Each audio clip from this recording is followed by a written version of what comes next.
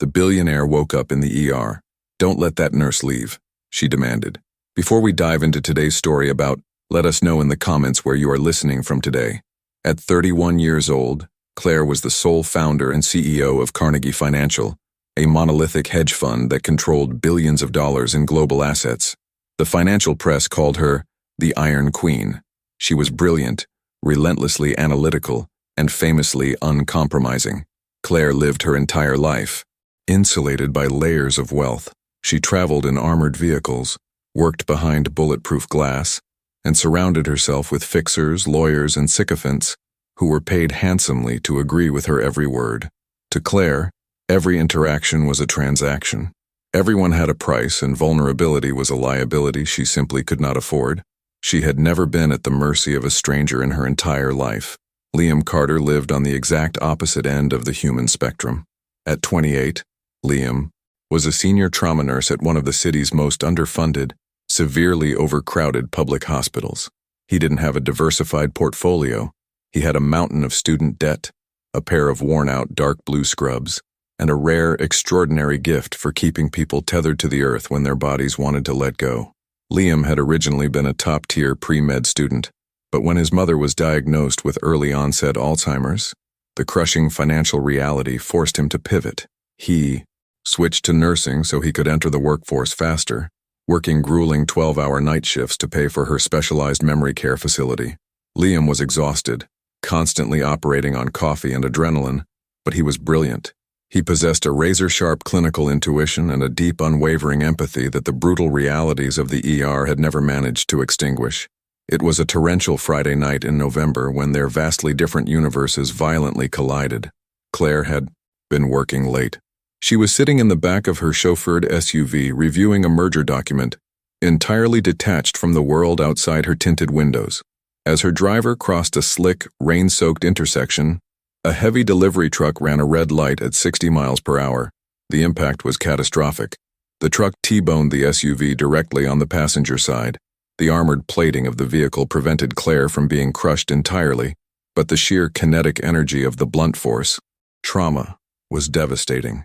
20 minutes later, the double doors of Manhattan General's emergency department crashed open. Paramedics rushed a stretcher into the blinding fluorescent light of Trauma Bay 3. Level 1 trauma. Jane Doe. Wait, Jane Doe, the lead paramedic shouted over the chaos of the ER. Mid-30s female. High-speed MVA, lateral impact. Patient was unconscious at the scene. GCS is 7. Blood pressure is tanking, 80/50. Heart rate is 135. Because her designer purse had been lost in the wreckage and her face was obscured by lacerations and a cervical collar, the richest woman in New York arrived at the hospital completely stripped of her identity. She wasn't a billionaire. She was just a broken, dying human being. Liam Carter was the primary nurse assigned to the bay. He didn't hesitate. He moved with a calm, surgical precision that instantly grounded the chaotic room. "On my count, transfer to the bed," Liam directed the paramedics, his voice low, steady, and carrying absolute authority. 1, 2, 3. As the doctors swarmed the bed, Liam immediately set to work. Within 60 seconds, he had secured 2 large-bore 16-gauge IV lines in her antecubital veins, connected her to the cardiac monitor, and begun a rapid infusion of warmed crystalloid fluids to fight the hypovolemia. A young, overworked surgical resident rushed to the head of the bed, shining a penlight into Claire's unresponsive eyes. "Pupils are sluggish. Let's get her to a pan scan. Immediately. We need to rule out an epidural hematoma. Keep pushing fluids for the hypotension." But Liam wasn't looking at her head. He was staring intensely at the cardiac monitor, then at Claire's chest. The monitor began to alarm. Her oxygen saturation was rapidly dropping. 92%, 88%, 85%. Her heart rate spiked to 150 beats per minute, while her blood pressure plummeted to a terrifying 70/40. Liam grabbed his stethoscope and pressed it against her bruised chest, listening intently amidst the shouting of the trauma bay. He didn't hear what he was supposed to hear. "Doctor," Liam said sharply, stepping away from the bed. "Her pressure isn't dropping from blood loss. It's an obstructive shock. She has absent breath sounds on the right side." He quickly placed 2 fingers on her neck. "And her trachea is deviating to the left. Her jugular veins are distended." The resident looked up, his eyes wide, freezing for a fraction of a second under the pressure. You think it's a tension? Pneumothorax? I know it is, Liam said, his voice entirely devoid of panic, but laced with an urgency that demanded immediate action. Air is trapped in her pleural space, collapsing her right lung and putting massive pressure on her heart. If we put her in the CT scanner right now, she will go into cardiac arrest in the hallway. We need to decompress her chest immediately. The resident hesitated, second-guessing the diagnosis. Let's wait for a portable X-ray to confirm. We don't have time. For an X-ray, Liam interrupted firmly, stepping into the resident's line of sight, refusing to back down. He wasn't arrogant, but he was fiercely protective of his patient. She is decompensating. Her pressure is 60 systolic. Doctor, I am handing you a 14-gauge angiocatheter. You need to insert it into the second intercostal space, mid-clavicular line right now, or she dies. Liam held out the long, sterile needle. His gray eyes were locked onto the resident's. The sheer, uncompromising certainty in the nurse's voice broke through the doctor's hesitation. The resident grabbed the needle, located the anatomical landmarks on Claire's chest, and firmly pushed the needle through the chest wall. Instantly, there was a loud, audible hiss of trapped air escaping the chest cavity. Within seconds, the alarms on the monitor began to quiet. Claire's oxygen saturation climbed rapidly back into the high 90s. Her heart rate slowed, and her blood pressure rebounded to a safe level. The pressure on her heart had been relieved. Liam let out a slow, controlled breath. He immediately prepped a sterile field so the doctor could insert a proper chest tube to stabilize the lung, his hands moving with quiet, dedicated expertise. He didn't gloat. He didn't ask for a thank you. He just kept her alive.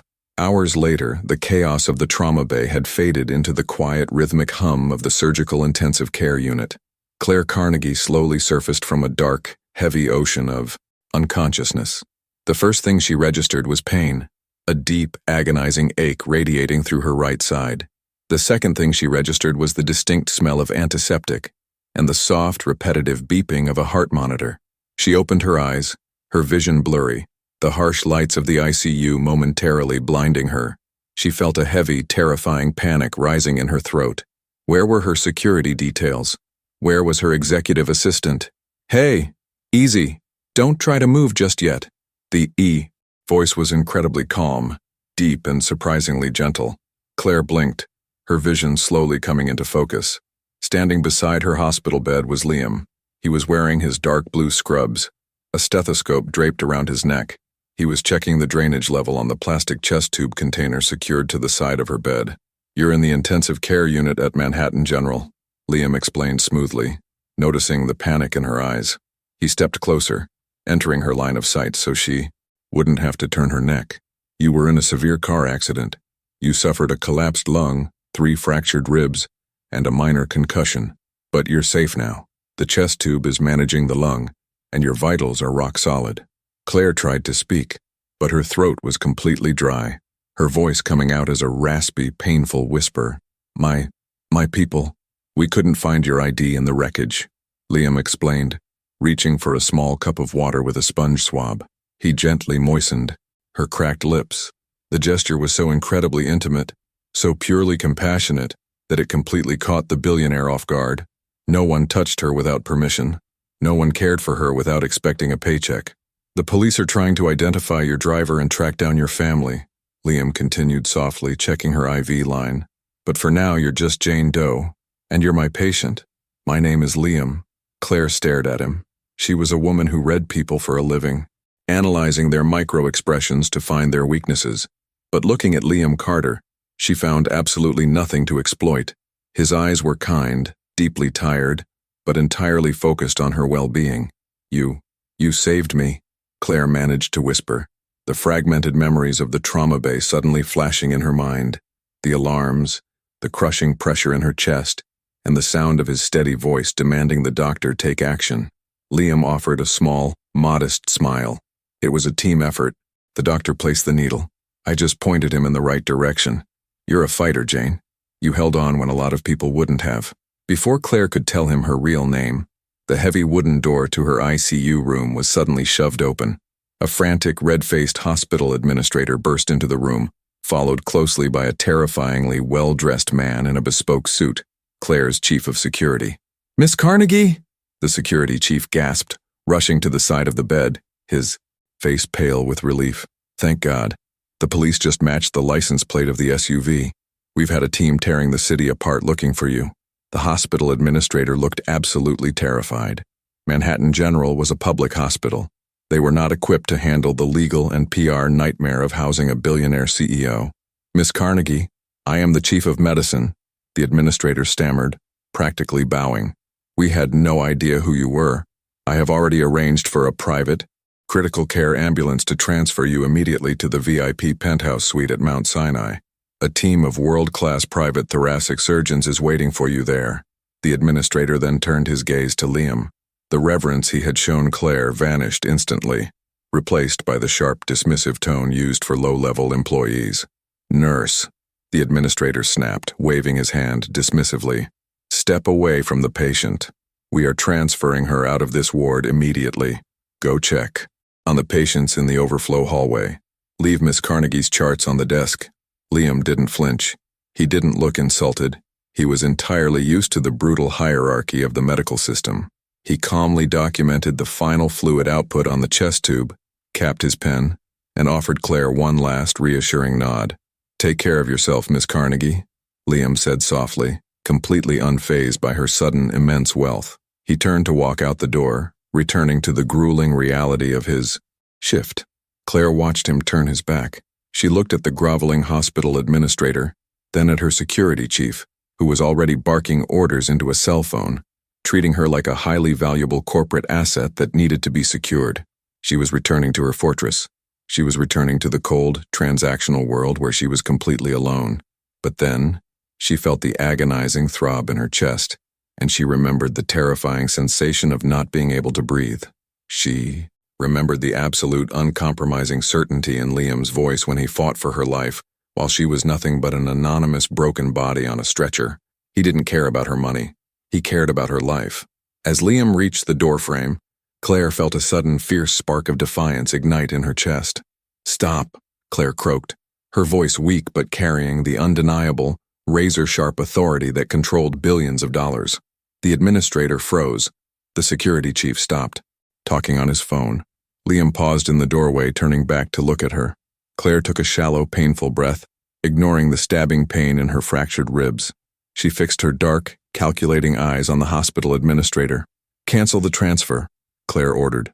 The administrator blinked in shock. I'm sorry, Miss Carnegie. Mount Sinai has the best private luxury." "I don't care about luxury," Claire interrupted, the Iron Queen finally surfacing. She lifted a shaking finger and pointed directly at Liam standing in the doorway. "I am not leaving this hospital, and you are going to assign him to be my exclusive private nurse for the duration of my stay." The administrator looked at Liam, then back at Claire, completely horrified. "Miss Carnegie, he is just a public ER trauma nurse. He doesn't have the clearance or the pedigree for a patient of your stature. If he leaves this room," Claire said, her voice dropping to a lethal, icy whisper that made the administrator's blood run cold, "I will buy this entire hospital by sunrise tomorrow, and I will personally fire you before you have your morning coffee." She locked eyes with Liam, the vulnerability in her gaze completely contradicting the ruthless threat she had just issued. "Don't let that nurse leave," she demanded. The silence that followed Claire's threat was thick enough to cut with a scalpel.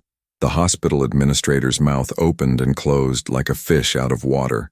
He looked at the bruised, broken woman in the hospital bed, completely terrified of the lethal, uncompromising fire in her dark eyes.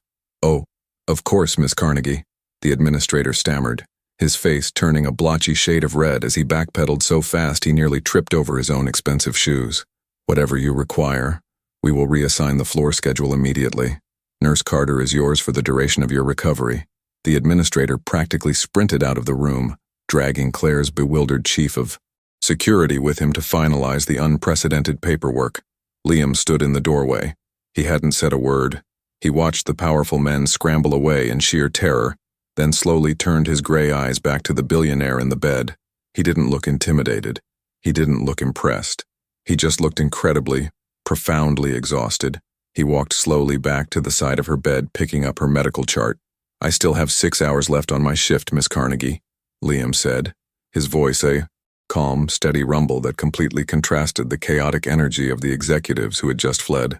"And since you just threatened to buy my employer, I suppose I'm spending those 6 hours in this room."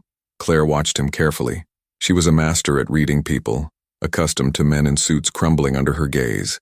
But Liam simply charted her vitals, his hands moving with quiet, dedicated expertise. "You're not afraid of me," Claire stated, her voice raspy, the observation laced with genuine surprise. Liam paused, capping his pen. He looked down at her, offering a small, tired smile. "I spend my nights pulling people out of crushed cars and stopping gunshot wounds from bleeding out, Claire.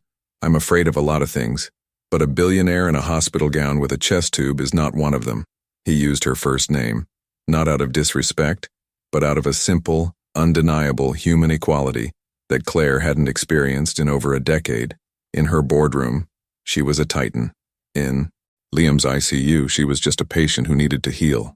"Now," Liam continued, his tone shifting into a gentle but firm medical authority, "you have 3 fractured ribs. Every time you speak, you are aggravating the pleural lining around your lung. I need you to rest. Real rest. Not corporate, plotting your next merger rest." "I don't have time to rest," Claire argued, wincing as a sharp spike of pain shot through her right side. "I need my phone. I need to contact my executive board before the markets open tomorrow morning. Your phone is currently in a plastic evidence bag with the police," Liam replied calmly, adjusting her IV drip. "And even if you had it, I wouldn't let you use it. Your body has just endured a massive physical trauma. Stress releases cortisol, which inhibits healing. You are going to sleep, Claire." Claire's eyes narrowed, the Iron Queen surfacing instinctively. "Do you know how much money is riding on my availability tomorrow? I employ thousands of people, Liam. I do not take orders from nurses." Liam leaned over the bed rails, bringing his face closer to hers. His gray eyes were entirely uncompromising.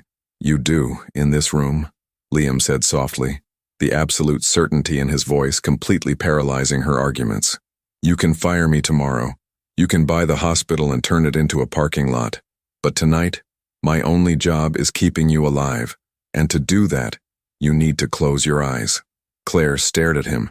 She opened her mouth to argue, to issue another threat, but the sheer exhausting reality of her injuries finally caught up with her.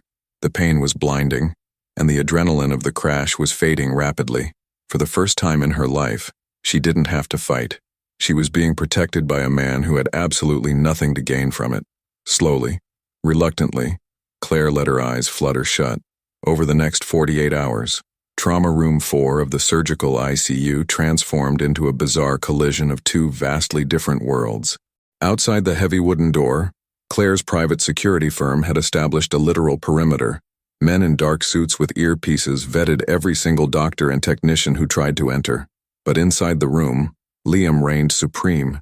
He was a revelation to Claire. She watched him work with a quiet, fierce fascination.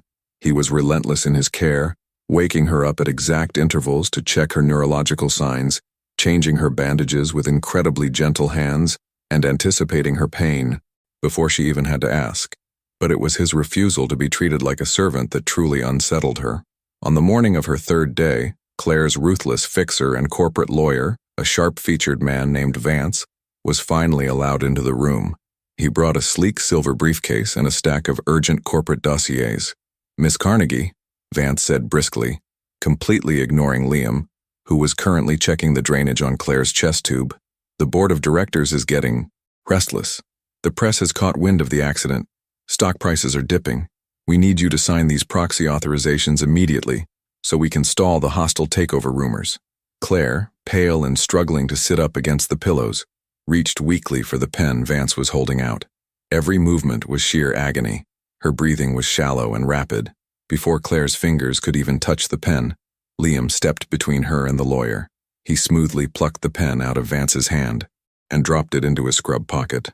"Excuse me," Vance snapped, his face contorting in outrage. "Do you have any idea what you're doing? Step aside, nurse. Her oxygen saturation is dropping to 91%, Liam stated coldly. His eyes locked onto the heart monitor before turning his fierce gaze to the lawyer. "She is in agonizing pain, and she is taking shallow breaths to avoid aggravating her fractured ribs. If she continues to breathe like this, fluid will pool in her lungs, and she will develop pneumonia. which could be fatal in her current condition. Liam turned to look at Claire, who was watching him in stunned silence. "She is not signing anything," Liam ordered, his voice echoing with absolute authority. "She is not conducting business. She is going to receive a dose of Dilaudid for the pain, and she is going to use her incentive spirometer to expand her lungs. Now, take your briefcase and get out of my ICU." Vance looked like he was about to explode. He turned to Claire, expecting the Iron Queen to utterly destroy the arrogant nurse who had just overstepped his bounds. "Claire, tell this guy to back off," Vance demanded. Claire looked at Vance's demanding, impatient face. Then she looked at Liam, who was standing like an immovable wall between her and the crushing pressure of her corporate empire. He wasn't afraid of Vance. He was only concerned about her lungs. "You heard him, Vance," Claire said, her voice weak, but carrying a trace of an amused smile. "Get out." Vance's jaw dropped. He snatched his briefcase and stormed out of the room, slamming the heavy wooden door behind him. Once they were alone, the silence in the room was palpable. Liam didn't gloat. He simply walked over to the IV pump, typed in a sequence of numbers, and administered the pain medication. "You just kicked out one of the most terrifying corporate lawyers in Manhattan," Claire murmured, feeling the warm, heavy rush of the medication dulling the sharp edges of her pain. "I've dealt with combative drunks in the ER who were scarier than him," Liam replied dryly, adjusting her pillows. "He just wears a nicer suit." Claire let out a short, raspy laugh, instantly wincing as her ribs protested. She looked at Liam, the protective armor she had worn for years slowly beginning to crack. "Why are you doing this?" Claire asked quietly. "You know who I am now? You know I could ruin your career with a single phone call? Most people in your position would be terrified, or they would be trying to figure out how to extort me for a massive payout. But you just treat me like a person." Liam paused. He pulled up a plastic chair and sat down next to her bed, resting his forearms on his knees. The harsh fluorescent light highlighted the deep dark circles under his gray eyes. He looked incredibly tired. "When they wheeled you into my trauma bay," Liam began softly, "you weren't a billionaire. You were a Jane Doe. Your blood pressure was crashing, and your lung was collapsing. Money doesn't matter in Trauma Bay 3, Claire. It can't buy you a heartbeat. It can't buy you a breath." He looked directly into her dark, calculating eyes, stripping away every defense she had. "I treat you like a person," Liam said, his voice raw with absolute, unwavering sincerity, "because that's exactly what you are, and underneath all that armor, you're just as fragile as the rest of us." Claire's breath hitched. She had spent her entire life building an empire of glass and steel to prove she was untouchable. But looking at Liam Carter, a man who survived on a fraction of what she made in an hour, she felt entirely seen. But Claire Carnegie was still a creature of strategy, and vulnerability terrified her. Later that evening, while Liam was out of the room handling a shift change, Claire demanded her security chief bring her a secure tablet. She didn't check her stock portfolios. She didn't check the news. She ran a full, comprehensive background check on Liam Carter. When the file loaded on her screen, Claire read through it, her heart sinking with every paragraph. Liam wasn't just a dedicated nurse. He was a brilliant former pre-med student who had sacrificed his entire future to care for his mother, Eleanor, who had been diagnosed with early-onset Alzheimer's. The financial details were absolutely staggering. Liam was working 80-hour weeks, drowning in over $200,000 of medical debt and student loans, just to keep his mother. In a specialized, state-of-the-art memory care facility in New Jersey, his bank accounts were nearly empty. He was teetering on the edge of total financial ruin. Claire stared at the screen, a profound, heavy guilt washing over her. He was drowning. He was fighting a terrifying, exhausting war entirely alone. Yet when she arrived in his ER as an anonymous, broken woman, he hadn't hesitated to give her everything he had. He had fought the resident doctor. He had saved her life. Claire immediately grabbed her secure tablet and initiated a direct encrypted call to her private wealth manager. This was a language she understood. She couldn't fix his mother's illness, but she could obliterate his financial burden with a single command. She ordered a certified bank draft to be drawn up and couriered to the hospital by her security team within the hour. It was transactional. It was clean. It was how the Iron Queen handled debts. When Liam returned to the room an hour later, carrying a fresh bag of saline and a warm blanket, Claire was sitting up slightly, holding a piece of heavy watermarked corporate stationery she had demanded from Vance earlier. "You're supposed to be resting," Liam chided gently, draping the warm blanket over her legs. I need you to take this, Claire said, her voice strictly business, though her hands trembled slightly as she held out the folded piece of paper. Liam looked at it suspiciously. What is it? It's a certified bank draft, Claire stated, raising her chin, trying to project the impenetrable CEO persona. I had my financial team execute it 20 minutes ago. It's for $500,000. It will clear all of your medical debt, your student loans, and cover your mother's memory care facility for the next 5 years. Liam froze. The warm, compassionate energy he had carried into the room vanished instantly. He didn't reach for the paper. He stared at her, his jaw tightening, a flash of deep, unmistakable anger igniting in his gray eyes. You ran a background check on me, Liam said, his voice dropping to a dangerously quiet, icy register. I run background checks on everyone in my perimeter, Claire defended quickly, feeling a sudden, strange panic at his reaction. Liam, please look at the money. I owe you my life. You are drowning in debt. This is a transaction. I am compensating you for services rendered. Services rendered? Liam repeated, the words tasting like ash in his mouth. He stepped back from the bed, looking at the billionaire as if he didn't even recognize her. I didn't save your life for a payout, Claire, Liam said, his voice trembling with suppressed, fierce emotion. I saved you because it was my job, because you were a human being bleeding out on my table. My mother's illness is not leverage for you to clear your conscience, and my empathy is not for sale. Claire's heart hammered against her fractured ribs. Liam, don't be foolish. It's $500,000. It changes your entire life. Take the money. Keep your money, Liam said coldly, turning his back on her. He walked over to the door, placing his hand on the heavy handle. He didn't look back. I'll send the night nurse in to check your vitals. Have a good evening, Miss Carnegie. The door clicked shut behind him, the sound echoing like a gunshot in the sterile, quiet room. Claire sat alone in the massive ICU suite, holding a piece of paper worth $500,000. For the first time in her entire life, her money had absolutely no power. She had tried to buy his respect, and in doing so, she had completely shattered the only genuine connection she had felt in years. The Iron Queen was finally, truly alone, and she had never felt more terrified. But her personal regrets were about to be violently overshadowed by a very real, very dangerous corporate threat. The next morning, Vance stormed past the security detail and into the ICU, his face pale and sweating. He didn't care about her lungs today. Claire, Vance gasped, locking the door behind him. We have a massive problem. The board of directors has called an emergency vote for noon today. They are invoking the incapacity clause in your contract. Claire's blood ran cold. The incapacity clause? They can't do that. I'm conscious. I'm lucid. They claim you are medically unfit to lead, Vance explained frantically. The rival hedge fund, Sterling Capital, is backing the coup. If the board votes you out at noon, Sterling will initiate a hostile takeover by the end of the day. They will dismantle Carnegie Financial and sell it off for parts. You have to stop them. How? Claire demanded, struggling to sit up, ignoring the blinding pain in her chest. I'm trapped in a hospital bed. There is a mandatory video conference link for the emergency meeting, Vance said, opening his laptop. You have to get on that camera at noon. You have to look the board in the eye and prove you are strong, sharp, and entirely in control. If they see you looking weak, bruised, and gasping for air, they will vote you out instantly. They smell blood in the water, Claire. You have to look like the Iron Queen. Claire looked down at her hospital gown. She looked at the plastic chest tube protruding from her ribs. She was pale, exhausted, and in agonizing pain. She couldn't even take a deep breath without wincing. There was absolutely no way she could project the terrifying, impenetrable strength required to force a room of ruthless billionaires to back down.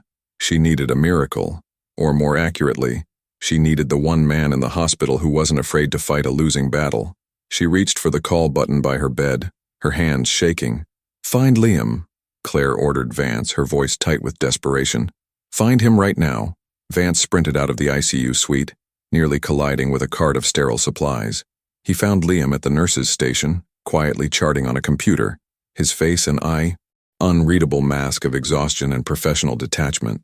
Nurse Carter, Vance gasped, out of breath and completely abandoning his usual arrogance. Miss Carnegie needs you in her room immediately. Liam didn't look up from his screen. Her vitals were stable 20 minutes ago, Mr. Vance. If she is experiencing breakthrough pain, I will send the attending physician. I am no longer assigned to her primary care. He had officially requested a patient transfer after Claire had handed him the bank draft. He refused to be bought, and he refused to be treated like a transaction. It's not her pain, Vance pleaded, slamming his hand on the counter. It's a hostile takeover. Her board is voting her out in 10 minutes. She has to get on a video conference and look like she isn't dying, or she loses everything she has spent her entire life building. Please, she asked for you. Liam finally stopped typing. He looked at the frantic lawyer, then looked down the long, sterile hallway toward Trauma Room 4. He was angry. He was deeply insulted by her attempt to pay off his mother's medical debt as if his empathy was just another service she could purchase. But as he looked toward her door, Liam didn't see the ruthless billionaire who had tried to buy him. He saw the broken, terrified woman who had looked at him with genuine fear in the trauma bay. He closed a patient file, took a deep breath, and walked past Vance. When Liam pushed open the heavy wooden door, the atmosphere in the E room was frantic. Claire was struggling to sit upright, wincing in absolute agony, her face completely drained of color. She was trying to pull the hospital gown tight to hide the bandages, her hands shaking violently. When she saw Liam, she froze. The Iron Queen completely dropped her armor. "Liam," Claire whispered, her voice cracking, entirely stripped of its commanding edge. "I was wrong." Liam stopped at the foot of her bed. He didn't say anything, waiting for her to continue. "I don't know how to interact with people without a contract," Claire confessed, the raw, devastating honesty pouring out of her. "I have spent my entire life surrounded by people who only want my money. When you saved me, when you stood up to Vance to protect me, I didn't know how to handle it. I panicked. I thought if I paid your debts we would be even. I was terrified of owing you something I couldn't buy." She looked down at her trembling hands, then back up at his gray, piercing eyes. "I am so sorry. I insulted you," Claire said softly. "But right now the sharks are circling. If I don't get on this camera and prove I am still the Iron Queen, they will dismantle my father's legacy by noon. I don't need a transaction, Liam. I need a nurse. I need help." Liam stared at her. For the first time he saw the immense, crushing weight she carried on her shoulders. She wasn't an ice-cold tyrant. She was a woman who had built a fortress to survive, and the walls were finally caving in. The anger in Liam's chest completely dissolved. He walked to the side of the bed and picked up her medical chart. He instantly shifted into the calm, authoritative professional who had saved her life. "You're currently on a heavy dose of Dilaudid," Liam stated, his voice brisk and focused.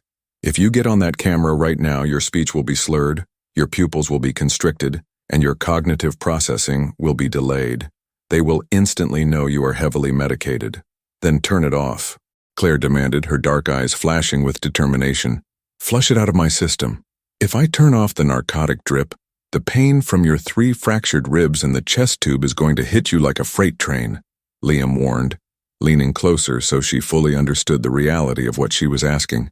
"You will barely be able to draw enough breath to speak." "I don't care about the pain," Claire said fiercely. "I care about my company. Make me sharp." Liam nodded. He reached over to the IV pump and completely shut off the narcotic drip. He quickly prepared a syringe of Toradol, a powerful, non-narcotic anti-inflammatory.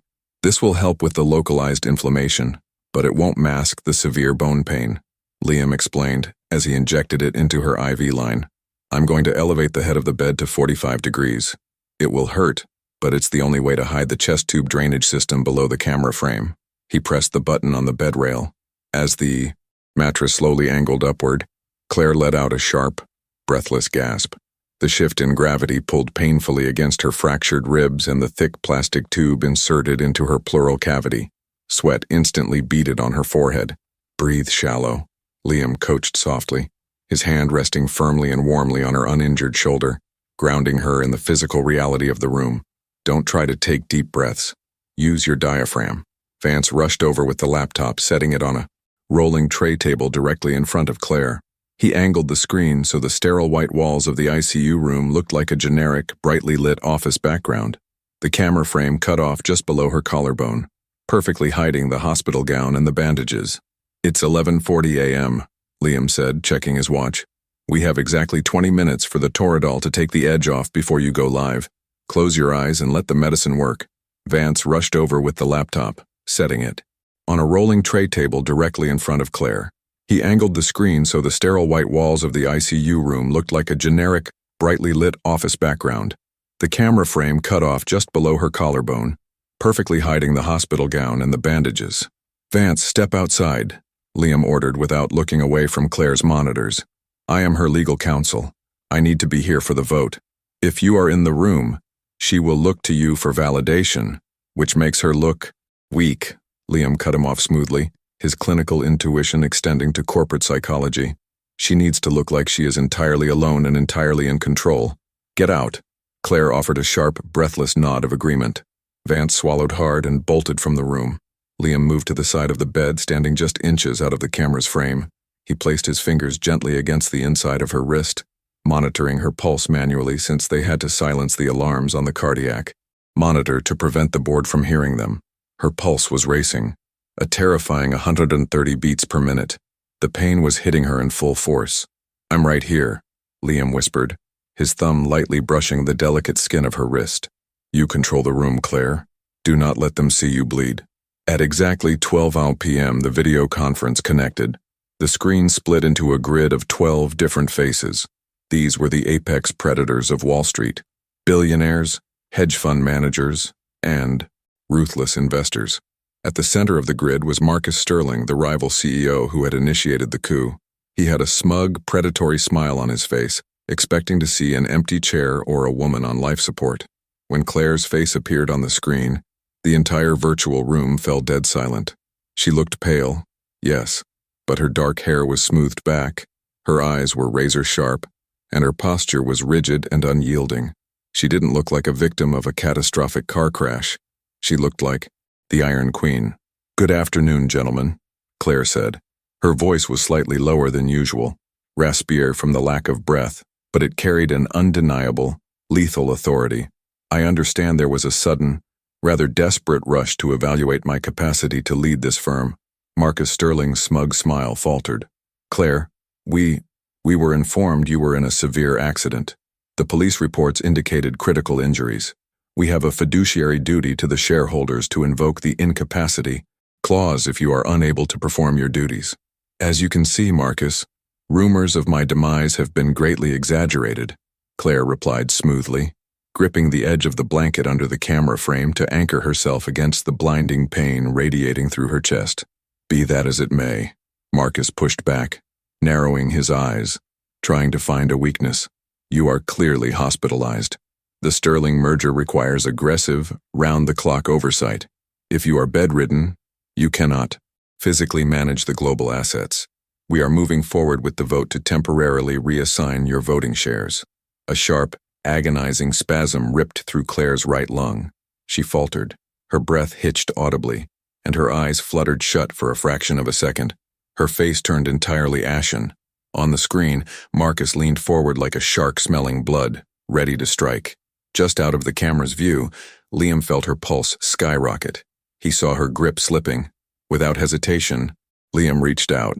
He slid his large, warm hand over hers where it was hidden beneath the blanket. He gripped her hand tightly, his physical strength pouring into her, anchoring her through the blinding wave of pain. His thumb pressed firmly against her knuckles, a silent, fierce command to hold on. Claire felt the warmth of his hand. She felt the undeniable, absolute support of a man who was fighting her battle with her, completely in the shadows. Her eyes snapped open, blazing with a terrifying, renewed fire. "If any of you cast a vote to reassign my shares today," Claire said, her voice dropping to a dangerous, icy whisper that commanded absolute silence across the digital network, "I will not just block the Sterling merger. I will liquidate my personal holding company, trigger the poison pill provision in our bylaws, and crash the stock price of this firm by 40% before the closing bell." Marcus physically recoiled from his webcam. Several other board members visibly paled. "I built this empire," Claire continued, squeezing Liam's hand back with all the remaining strength she had in her body. "I control the debt structures of half the men on this call. I am running this firm from my bed with more efficiency than you run yours from your corner offices. The vote is canceled. If anyone has an objection, I suggest you submit your resignation immediately." She didn't wait for a response. She didn't give them a chance to argue. Claire reached forward with her free hand, and severed the connection. The screen went black. The instant the call ended, the Iron Queen completely collapsed. The adrenaline vanished, leaving nothing but sheer, agonizing pain. She slumped back against the elevated pillows, gasping for air, her face twisted in agony. Liam moved with lightning speed. He instantly laid the bed back down to relieve the pressure on her fractured ribs, reconnecting the narcotic drip to her IV and dialing the dose back up. "You did it," Liam said quickly, placing an oxygen mask over her pale face. "Deep, slow breaths now, Claire. The pain medication is flowing, just breathe." Claire closed her eyes, tears of sheer exhaustion and pain slipping down her cheeks. The crisis was over. The board had backed down. Her empire was safe. But as the heavy narcotics began to pull her back under, dulling the sharp edges of the room, Claire realized she wasn't thinking about her stock prices or the hostile takeover. She was thinking about the large, warm hand that was still gently, firmly holding hers. Liam hadn't let go. He stood by the side of the bed, his thumb lightly stroking the back of her hand as he watched her monitors stabilize, his presence a steady, undeniable anchor in the storm. "Thank you," Claire whispered, her voice muffled by the oxygen mask, her eyes heavy with sleep. Liam looked down at the fierce, brilliant billionaire who had just fought a war from an ICU bed. The anger from earlier was completely gone, replaced by a profound, undeniable respect. "Get some sleep, Iron Queen," Liam murmured softly. "I've got the watch." At 3 a.m., the intensive care unit was enveloped in a profound, heavy quiet. The frantic beeping of the daytime alarms had settled into a slow, rhythmic hum. Claire woke up slowly, floating in the warm haze of the pain medication. The sharp, blinding agony in her chest had dulled to a deep, manageable ache. She didn't reach for her corporate phone. She didn't call for Vance. She turned her head, slightly against the pillows, and looked across the dimly lit room. Liam was sitting in the plastic visitor's chair in the corner. He had a glowing tablet resting on his knees, updating her medical charts. He looked absolutely exhausted. The harsh shadows of the room highlighted the sharp angles of his jaw and the deep, dark circles under his gray eyes. He had been working for 16 straight hours, refusing to leave her side during the fallout of the board meeting. "You're off the clock." Claire's voice broke the silence, a soft, raspy whisper. Liam looked up, his thumb freezing over the screen of the tablet. He blinked, offering a tired, genuine smile. "Technically, my shift ended 4 hours ago," Liam admitted, his voice a low, soothing rumble in the quiet room. He set the tablet on the bedside table and stood up, walking over to check her IV lines out of pure habit. "But since you are currently the most high-profile patient in this hospital, the administration authorized unlimited overtime. They're terrified you'll buy the building if I go home to sleep." Claire let out a soft huff of amusement, careful not to jostle her fractured ribs. "I wouldn't buy the building. The plumbing in this wing is atrocious. I'd bulldoze it." Liam chuckled softly, adjusting her blanket, spoken like a true corporate shark. The playful banter settled, leaving a thick, charged atmosphere between them. Claire looked at Liam's hands, the same hands that had guided a needle into her chest to save her life, the same hands that had gripped hers under the camera frame when she thought she was going to completely break. "Liam," Claire said, the amusement fading from her voice, replaced by a deep, terrifying vulnerability. "I want to talk about your mother." Liam's hand stilled on the edge of her blanket. The easy atmosphere instantly vanished.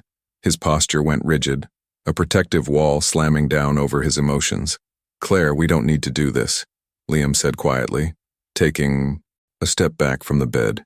"You apologized for the bank draft. I accepted it. The transaction is over." "It's not a transaction," Claire insisted, pushing herself up slightly against the pillows, ignoring the flare of pain in her chest. She locked her dark eyes onto his. "I read the file, Liam, but reading a sterile background check is exactly the problem. I looked at your life like it was a balance sheet. I saw a debt, and I tried to clear it because that is the only way I know how to interact with the world. But I don't want to read a file. I want you to tell me." Liam stared at her. He looked at the Iron Queen, expecting to see pity or calculation, but he saw neither. He saw a woman who was desperately trying to learn how to be human again. He let out a long, heavy sigh, the exhaustion finally winning the war against his pride. He pulled the plastic chair closer to her bed and sat down, leaning his forearms on his knees, staring down at the scuffed linoleum floor. "Her name is Eleanor," Liam began, his voice thick with a sorrow he rarely let anyone see. She was an astrophysics professor at Columbia University. She was the smartest, most fiercely independent woman I have ever known. She could map the trajectory of a comet in her head, but she couldn't remember if she had eaten breakfast. Claire listened, completely silent, her heart aching at the profound loss in his voice. The early-onset Alzheimer's hit her when she was only 55, Liam continued, his gray eyes shining with unshed tears in the dim light. I was in my second year of medical school. I was going to be a cardiothoracic surgeon, but the progression was so fast, Claire. The specialized care she needed, it drained her retirement accounts in 8 months. The university insurance barely covered the baseline treatments. He looked up at Claire, the raw, brutal reality of his life completely exposed. I didn't drop out of med school because I couldn't handle the coursework, Liam whispered fiercely. I dropped out because if I didn't start making money immediately, she was going to be transferred to a state-run facility where they would just drug her and leave her in a bed. I couldn't let the woman who mapped the stars die in a dark room. So I became a nurse. I took the night shifts. I took the overtime. And you drowned yourself in debt to keep her safe, Claire finished softly, the pieces of the puzzle perfectly aligning. I would do it again, Liam stated with absolute, unyielding certainty. But you have to understand, Claire, I am fighting for her dignity. When you handed me that check today, it felt like you were telling me my sacrifice wasn't enough. It felt like you were buying my grief. Claire felt a hot tear slip down her cheek. She didn't wipe it away. For the first time in 10 years, she didn't care if someone saw her cry. I wasn't trying to buy your grief, Liam, Claire murmured, her voice trembling with emotion. I was trying to buy you a life, because I looked at a man who spends every single day giving everything he has to keep other people breathing, and I realized nobody was breathing for you. Liam's breath hitched. He stared at the billionaire in the hospital bed, completely struck by the profound, devastating accuracy of her words. He had been treading water for so long, carrying the crushing weight of his mother's illness entirely alone, that he had forgotten what it felt like to have someone simply acknowledge how heavy it was. I built Carnegie Financial into a fortress, Claire continued, looking down at her hands. When my father died, the board of directors tried to tear me apart. They said I was too young, too emotional, too weak to lead. So I became iron. I never showed weakness, I never asked for help. I thought if I had enough money, nobody could ever hurt me. She looked back up at him, her dark eyes entirely open, completely defenseless. But lying in this bed, I realized that my fortress is just a prison, Claire confessed. I have billions of dollars, Liam. But when I was dying in that wreckage, none of it mattered. You were the only real thing in the room. You are the bravest man I have ever met. And I insulted you because I was terrified of how much I admire you. The space between them crackled with an intense, undeniable electricity. The clinical boundaries, the financial disparities, the titles of nurse and CEO, they all evaporated into the quiet, sterile air of the ICU. They were just two people who had spent their lives carrying impossible burdens, finally recognizing themselves in each other. Liam slowly reached across the small gap between them. He didn't grab her wrist to check her pulse. He didn't adjust an IV. He gently rested his large, warm hand over hers, lacing his fingers through hers. You don't have to be iron in this room, Claire, Liam whispered, his thumb slowly stroking the back of her hand, the same way he had during the board meeting. I've got you. Claire squeezed his hand, closing her eyes as a profound, overwhelming sense of peace finally washed over her. For the rest of the night, they didn't speak about stock prices or medical bills. They just held on to each other in the dark. 1 week later, the atmosphere in Trauma Room 4 was drastically different. The chest tube had been successfully removed. The bruising on Claire's face had faded to a pale yellow, and while her ribs still ached with every breath, she was finally able to stand and walk unassisted. It was discharge day. The real world was crashing back in with a vengeance. Vance was pacing the hallway outside, barking into a cell phone. 3 massive men in dark suits from Claire's private security detail were standing by the door, holding a garment bag containing a flawlessly tailored, conservative gray business suit. Claire was sitting on the edge of the hospital bed, wearing the suit trousers and a soft silk blouse, carefully buttoning it to avoid pulling her chest. She looked like the CEO again. The armor was back in place. Liam stood by the medical cart, organizing her discharge paperwork and prescriptions. He was entirely professional, his face a carefully constructed mask of clinical detachment. The intimacy of the long nights they had spent talking in the dark felt like a distant dream, completely shattered by the sterile reality of the morning light and the presence of her corporate handlers. You have prescriptions for a non-narcotic, anti-inflammatory, and a muscle relaxant, Liam instructed, handing a sleek folder to Vance, who had just stepped into the room. She needs to use the incentive spirometer every 2 hours to keep her lungs clear. No strenuous activity, no flying for at least 2 weeks, and absolutely no high-stress environments. Vance snatched the folder, rolling his eyes. Yes. We have a team of private concierge doctors meeting her at the penthouse. We can take it from here, Nurse Carter. Thank you for your adequate service. Liam ignored the lawyer. He turned to look at Claire. She was staring at him, her dark eyes filled with a quiet, desperate panic that she was desperately trying to hide from Vance and the security guards. She was leaving. She was walking back into the shark tank, and he was staying behind in the ER. The boundary lines of their worlds had been violently redrawn. Are you ready, Miss Carnegie? Vance asked, gesturing toward the door. The armored SUV is waiting in the private loading dock. The press is swarming the front entrance. Claire stood up slowly. She gripped her designer purse, her knuckles turning white. She looked at Liam, the man who had pulled her out of the dark, the man who had held her hand while she fought for her empire. Thank you, Liam, Claire said, her voice tight, strictly professional for the benefit of her audience, for everything. It was my job, Miss Carnegie, Liam replied smoothly, his gray eyes giving absolutely nothing away. Take care of yourself. Claire swallowed the hard lump in her throat. She nodded sharply, turning on her heel, and walked out the door, surrounded by a wall of terrifying men in dark suits. Liam watched the door click shut. The room suddenly felt massive, cold, and entirely empty. He let out a long, heavy breath, running a hand through his dark hair. It was over. The billionaire was going back to her billions, and he was going back to his 12-hour shifts and his mountain of debt. He had done his job. He had saved her life. He picked up the empty plastic water pitcher from her bedside table and turned to leave the room to prep it for the next trauma patient. But as Liam stepped out into the chaotic, fluorescent-lit hallway of the ICU, he froze. Standing exactly 10 feet away, completely ignoring the frantic doctors and nurses rushing past her, was Claire Carnegie. Her security detail was looking around in a state of sheer panic, trying to usher her toward the private elevator. Vance was practically pleading with her to move, but the Iron Queen wasn't moving. She was standing her ground, her dark eyes locked directly on the door of Trauma Room 4. When she saw Liam step out, a fierce, undeniable determination set her jaw.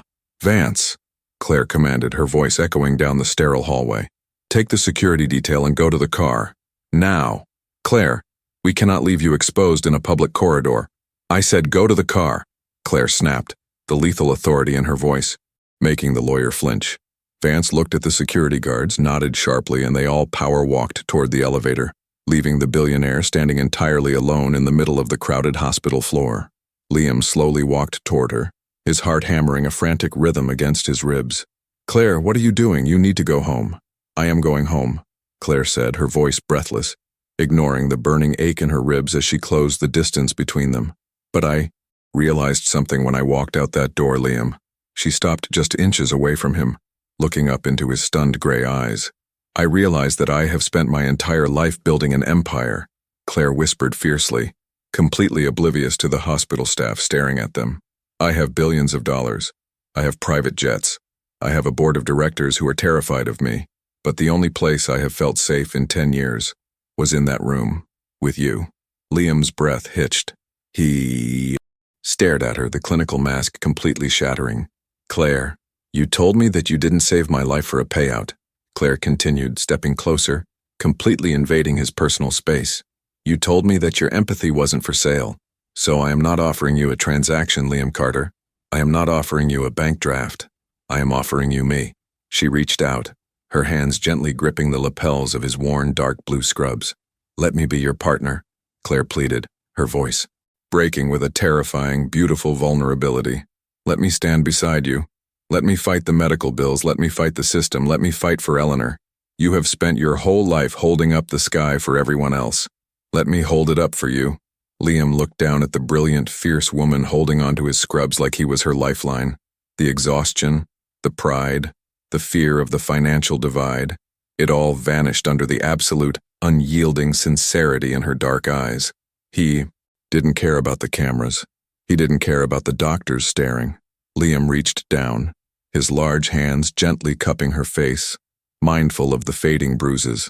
"You don't play fair, Iron Queen," Liam murmured, a slow, radiant smile breaking across his tired face. "I never play fair," Claire whispered, her own smile matching his. "It's bad for business." Liam leaned down and captured her lips in a kiss that absolutely stopped time in the middle of the ICU. It wasn't a tentative, careful kiss. It was desperate, consuming, and poured full of all the terror and triumph of the last week. Claire kissed him back with equal fire, her arms wrapping around his neck, ignoring the pain in her chest, finally surrendering the heavy crown she had worn for a decade. 18 months later, the Manhattan skyline looked exactly the same, but the heart of Carnegie Financial had fundamentally changed. Inside the glass-walled apex of the Carnegie skyscraper, the annual shareholder meeting was in full swing. Claire sat at the head of the massive mahogany table, wearing a striking crimson blazer. She was razor-sharp, flawlessly analyzing quarterly margins, and absolutely dominating the room. When Marcus Sterling, who had somehow managed to hold on to a minority seat, attempted to question her aggressive new philanthropic spending, Claire didn't flinch. "The $50 million allocation to the public hospital sector is not a charitable write-off, Marcus," Claire stated, her voice a smooth, lethal blade that instantly silenced the room. "It is a strategic infrastructure investment. We are overhauling the ER triage systems across 3 boroughs. A healthy workforce is a profitable workforce. If you lack the vision to see the long-term ROI on human capital, I suggest you sell your shares before lunch." Marcus swallowed hard and looked down at his notes. No one argued. The Iron Queen was more formidable than ever, but there was a distinct difference in her rule now. She no longer ruled out of fear. She ruled with absolute, unyielding purpose. At exactly 4 p.m., Claire stood up, checked her watch, and smoothly adjourned the meeting. She didn't stay for the corporate mingling.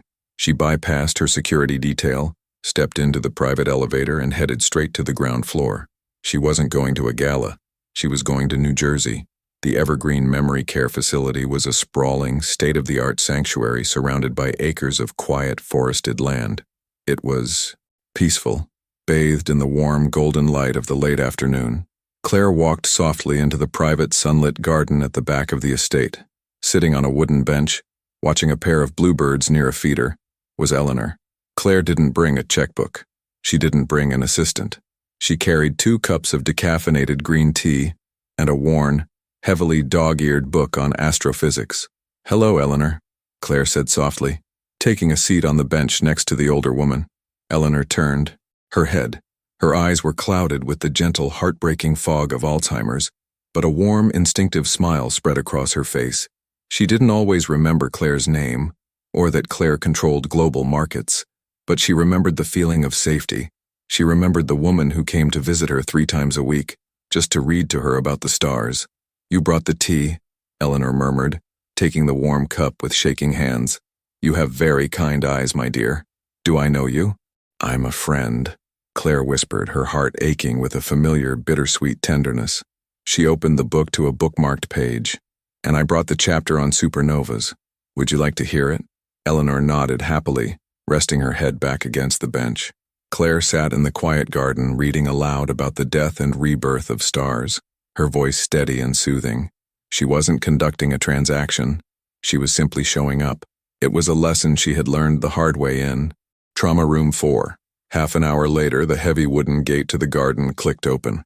Claire looked up, and a radiant, breathtaking smile completely transformed her face. Walking down the stone path was Liam. He wasn't wearing worn-out blue scrubs anymore. He was wearing a crisp, tailored suit, having just come from his own grueling day. But the exhaustion that used to age him by 10 years was completely gone. His gray eyes were bright, filled with a deep, profound peace. He hadn't let Claire pay off his debts as a charitable handout. Instead, they had formed a partnership. Claire's financial stability had finally allowed Liam to step back from the crushing overtime of the ER. With her unwavering support holding up his sky, Liam had re-enrolled in medical school. He was currently in the top percentile of his surgical residency program, exactly where he had always belonged. Liam walked over to the bench. He leaned down, pressing a gentle kiss to his mother's cheek. "Hi, Mom." "Oh, look who it is." Eleanor smiled brightly, reaching up to pat his face. "The handsome doctor. Are you taking this lovely girl to dinner?" "I am." Liam chuckled softly, his eyes meeting Claire's over his mother's head. The intense, electric connection between them was just as magnetic as the day they first kissed in the hospital corridor. "If she can fit me into her schedule." "I cleared my evening," Claire murmured, closing the book and standing up. After ensuring Eleanor was comfortably settled with her evening nurses, Claire and Liam walked hand in hand out to the facility's parking lot. The crisp autumn air was sharp and refreshing. Liam stopped beside Claire's car. He didn't open the door right away. Instead, he gently pulled her against his chest, wrapping his arms securely around her waist. Claire sighed, resting her head against his shoulder, instantly relaxing into his warmth. She closed her eyes, listening to the steady, strong beat of his heart. "You did good today," Liam whispered, kissing the top of her head. "The nurses said you sat with her for 2 hours. She remembered the constellation names today," Claire said softly, looking up at him. "It was a good day." Liam looked down at the brilliant, fierce billionaire who had completely rewritten the rules of her own universe just to make room for him. He reached into his coat pocket, his heart suddenly hammering a frantic, exhilarating rhythm against his ribs. "Claire," Liam murmured, his voice dropping to that low, serious register she loved so much. "A year and a half ago, you told me that your fortress was a prison. You told me that I was the only real thing in the room." Claire's breath hitched. She looked at his face, seeing the raw, unyielding devotion in his gray eyes. Liam took a step back and slowly dropped to one knee on the autumn leaves. Claire gasped, her hands flying to her mouth, tears instantly springing to her dark eyes. The Iron Queen, who never let anything surprise her, was, completely and utterly undone. Liam opened a small velvet box. Inside rested a stunning, elegant diamond ring. Not flashy, not an ostentatious display of wealth, but a flawless, brilliant cut stone that perfectly matched her fierce elegance. He had paid for it himself, with the first real salary of his residency. "You gave me back my future," Liam said, his voice thick with emotion, looking up at the woman who held his entire heart. "You stood beside me in the dark, and you helped me hold up the sky. I don't want your money, Claire Carnegie. I don't want your empire. I just want you. For the rest of my life, will you marry me?" Claire didn't hesitate. She didn't calculate the variables or consult her lawyers. She dropped to her knees right there on the pavement in her designer suit, completely disregarding her pristine image. She threw her arms around his neck, burying her face in his shoulder, laughing and crying all at once. "Yes," Claire sobbed joyfully, holding on to him tighter than she had ever held on to anything in her life. "Yes, Liam, absolutely yes." Liam wrapped his arms around her, burying his face in her dark hair, a massive smile breaking across his face. He slipped the ring onto her trembling finger, securing the only contract that either of them would ever truly need.